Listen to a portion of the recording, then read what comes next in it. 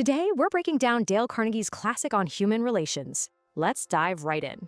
So get this, the Carnegie Institute found a wild fact about what truly leads to financial success. Turns out only 15% is your technical skill.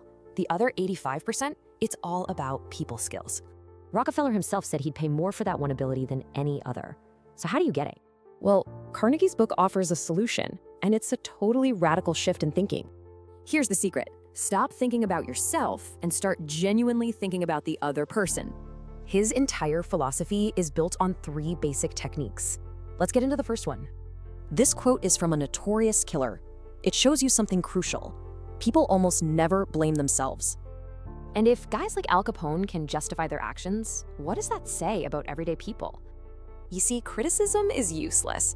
It just puts people on the defensive and builds resentment.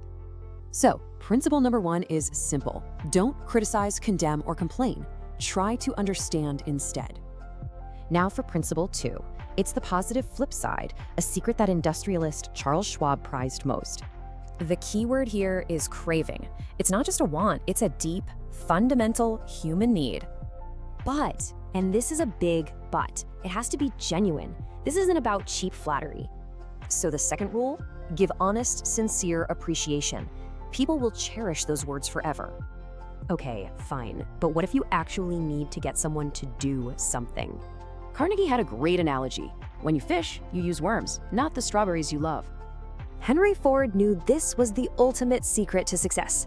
It's about seeing through their eyes.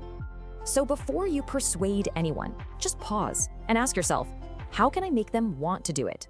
Because if you can do that, the whole world is with you. If you can't, you walk alone. You know, these aren't just tips or tricks. Mastering them is a whole new way of living. And the book promises some pretty incredible results if you can put these ideas into practice. The ideas are simple, right? But putting them into practice consistently, well, that's the real challenge.